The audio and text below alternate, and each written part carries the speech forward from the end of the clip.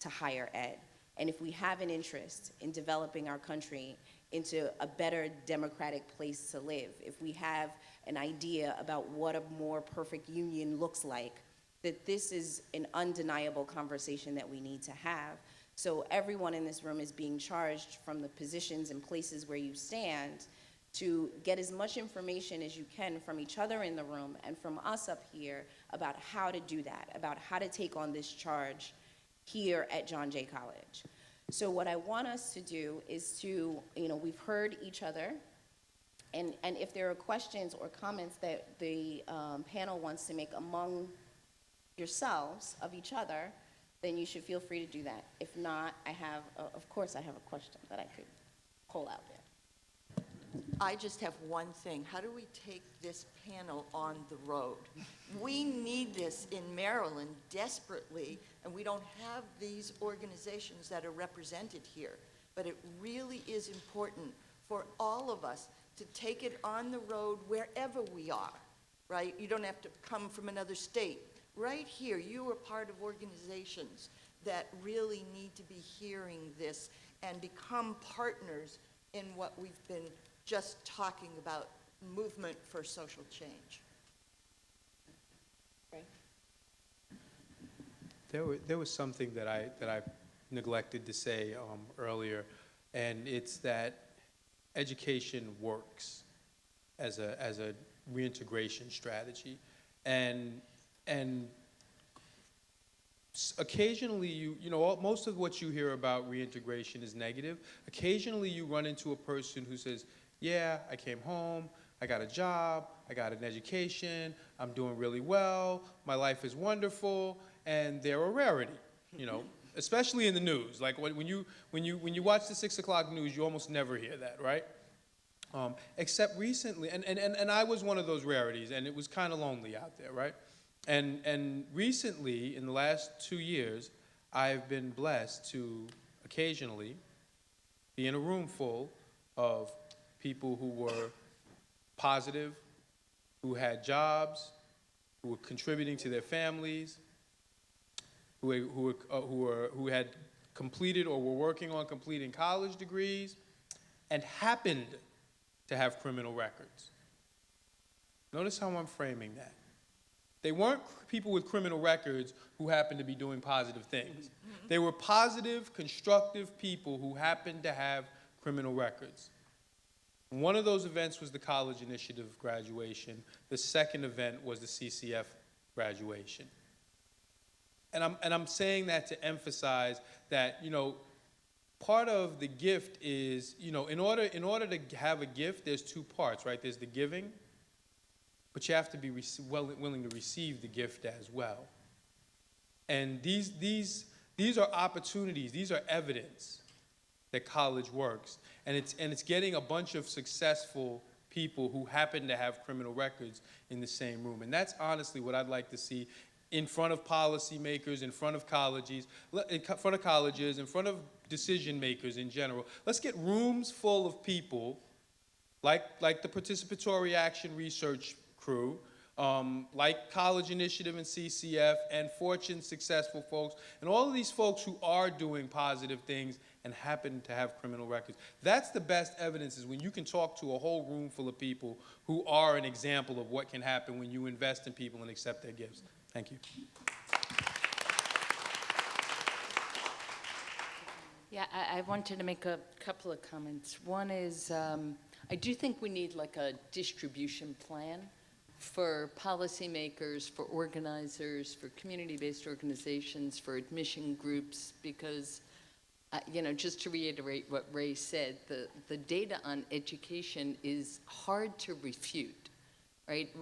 None of us have said, but it's also important for you all to know that when young men are shooting up campuses these days, those are not people with criminal justice histories.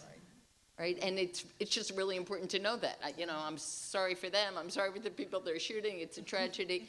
But part of what happens is every time some white kid shoots up a campus, there are more restrictions on kids of color going to CUNY or wherever. So there's a slippery, anyway. So We need a process for moving this forward, because while the Pell Grants struggle is one dear to my heart, these need to be compatible. This is not expensive. This is about educating. So that's the first thing I want to say. Second thing is we need to go on the road, but we also need to go down the hall. I know kids who have attended John Jay, CUNY, and are sitting in classrooms hearing, you know, if your parent went to jail, you're going to jail, people with criminal histories, blah, blah, blah. So stereotypes are being spun right here in River City. So the third thing I want to say is we have not said the word sex offender, but that is a huge demonized group, even here at CUNY. So once people are accepted, as I understand it, we then run records again, and people are disinvited from the camp. Is that fair, Alan? Anyway, that feels like the big taboo topic, and that is a huge, swelling, complicated crowd, right? You know, 18-year-olds were so, whatever, you know the story. So, and blah, blah, blah. And two more quick points. I think the point on disclosure is really interesting, and I think whether it's immigrant status, sexuality, disability, formerly incarcerated, being a battered woman, etc. We should be arguing for classrooms that invite all of those experiences into the room, and that is no obligation for anybody to come out about nothing. But the obligation is on the institution to be inclusive, right? And my last point is a nerdy point. And one of the things I really love about this panel and our work with CI, with CCF, and with the John Jay crowd, this is what public universities should be doing. We should be doing theory, research, policy, practice, organizing, and daring to have the conversations that we can't have around the dining room table. Daring to speak the unspeakable. Taxpayers are paying my salary, right? They better get their money's worth. And part of what the obligation of public universities must be is to have conversations where really policy, practice, research, theory, and organizing are all in the room. Done.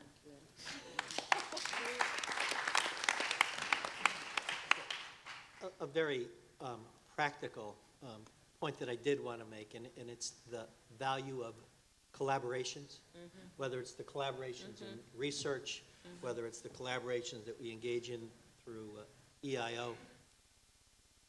When CCA first made its policy recommendations with regard to abolish the box, but had secondary recommendations that really tracked the language of ban the box, which was to suggest that it might be a good idea, if you weren't willing to take the absolutist, abolitionist position, to follow the ban the box in employment model, which was you don't ask it on the application. In a supplemental question, once you have offered a conditional acceptance, you can ask and weigh that in the admissions process. We have changed that. We have changed it for the better. We struggled with this for 5 years as to what was the best policy way to put this out there. But through collaborations with and struggling it out with our allies, we've come to abolish the box in this sense. And I want people to understand it because I want people to talk about it. And that is that you remove it from the application. Everybody applies. 1, you avoid the chilling effect. 2, everybody's on equal footing. 3, you don't have to worry about the unconscious or conscious stigma that attaches. And the acceptance is unconditional, not conditional as it is in the employment context. However, for those nervous Nellies who still want it, administrators who want to ask that question, you can, in a supplemental question that cannot be used to rescind an acceptance, ask that question. If you have concerns about housing, if you have concerns in the positive side about providing support services, peer counseling, and so on and so forth, you can ask the question, but you cannot restrict equal access to higher education. And so that's where we've refined it That's a really good change. with really great help from allies in trying to figure this out. Believe me, we struggled over it a long time. Thank you. So in the remaining 10 minutes that we have, we'll take all your questions. And so we have two. Please look out for both of the wonderful PRI staff over there. First of all, thank you for inviting me. My question is directed, I think, mainly at Mr. Rosenthal. You said something regarding a legislative initiative to have that done away with on all employment applications. Oh, college?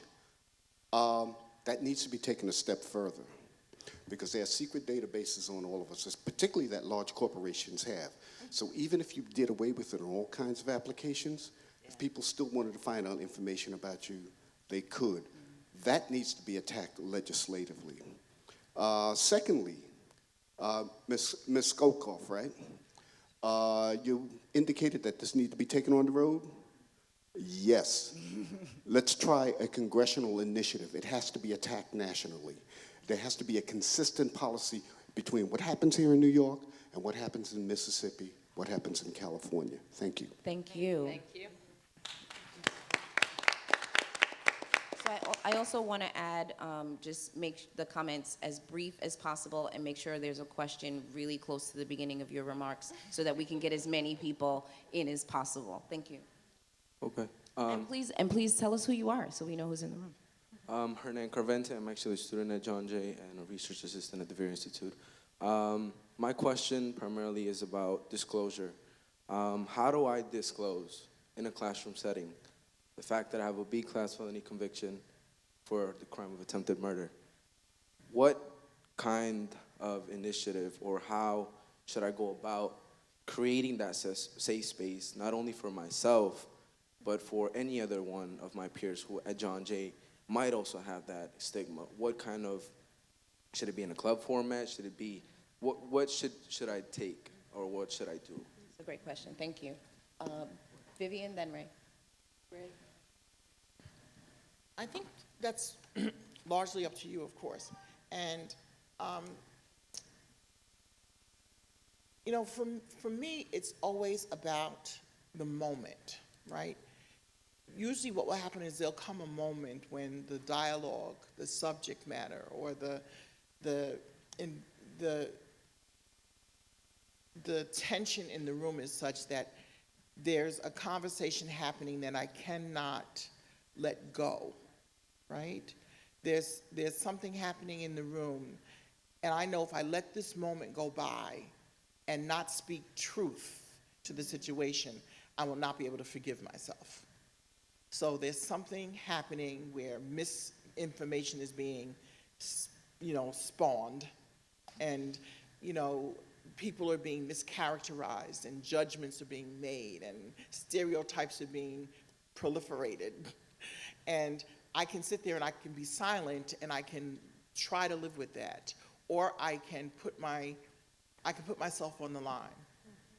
And that's when I make the decision.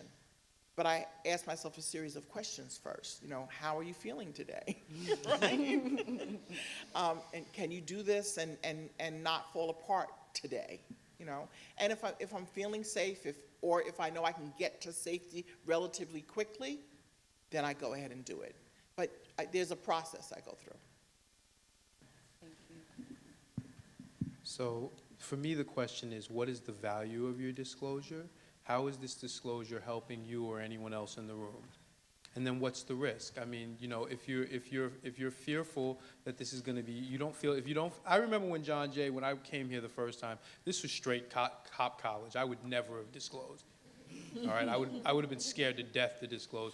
John Jay has made tremendous strides in changing its sort of social education platform, and sort of making this a more of an equitable justice education forum. But again, I would ask you, what is the value of your disclosure? Is this helping to clarify some stereotype, or adding value to your colleagues? Is it an opportunity for you to express your feelings? If you don't feel that it's adding value, or that you don't feel safe, I don't encourage you to disclose.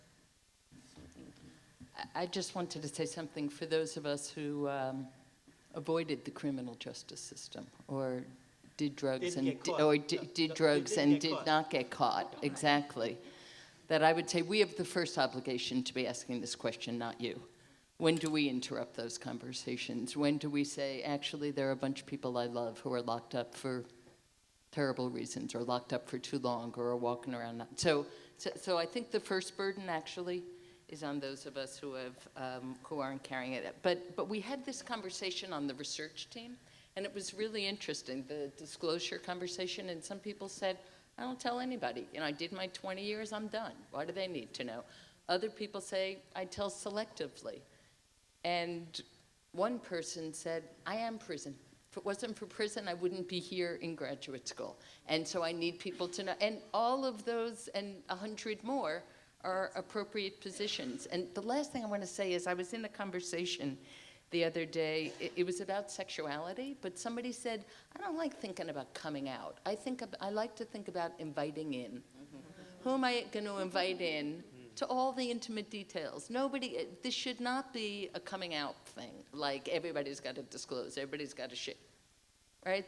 The world is too vulnerable, and too many of us could be out for lots of things, but we're in a racial and class category where the stigma doesn't stick, where it's Teflon. We make mistakes as teenagers and it washes off. Other people make mistakes as teenagers and it's a life sentence. So I don't think there's a burden to disclose, but I think the conversations that Ray and Vivian offered are really important. Okay, so I have to be really harsh and go to our next question. Hello, my name is Kevin Robinson. I'm a CODA member out in Nassau County as well as Suffolk. And I want to thank you guys on the panel and women. Some things that were said, educating with justice, and positive people who happen to have criminal records. Ray, I had got so motivated upon being on my way out of prison in 2005 from the College Initiative. I'm in the process now of taking Empire State online, but with the options of doing some classroom settings. This has been an 8-year process, though, because of the stigmatization, the questions, and not being nurtured through the process. Every time I got to a point of wanting to further my education, barriers came. Rather they was conscious on my behalf, or like you said, Alan, subconsciously, just from questions you're asking, you're gonna have to fill out an essay. And I have an extensive criminal history. It's not one felony that I'm trying to tell people about. I have 4 state numbers that I have to tell people about. I have violence, I have drugs, and every charge I have has guns. So I'm just scared. And this time it was nurtured, But what I want to ask today is, how do we go about doing what you said, Ray, at a bigger scale? We have the reentries in place. We have the task force for high-risk felons that continue to, you expect them to do things, and then they get to a point where they want to make a change, and they're still being given, Vivian, misinformation from people that's supposed to be in place to help them. I'm talking about parole, talking about possibly mentors that are in place. How do we go about moving things out of the way and getting the right assistance? Thank you. So one of the things we've done at College Initiative is we've adopted this philosophy of just show up. We're here, we have the supports, we do this every single day. So just show up, just encourage people to show up. If you work with us, we will work with you to the point where it is absolutely clear that the barrier is too big for us to navigate, and then we will move you forward to someone who will help you navigate it. I think it's a multi-layered process. I think it's the work on the ground that Ray is talking about.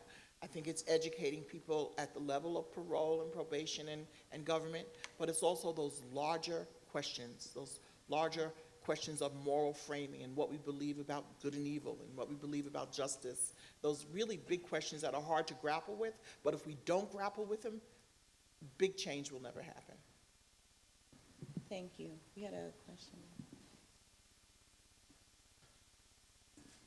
Hi, kudos to the whole panel, to Bianca and Anne. It was fantastic.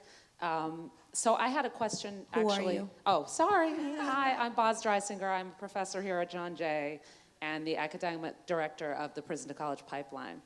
And I was hoping to ask this when there were more students in the room, but I'm wondering if there are specific CUNY-related findings that you have in this study and also in your work generally, so as to get our student population here a little riled up about what we can do here on the home front with relation to this?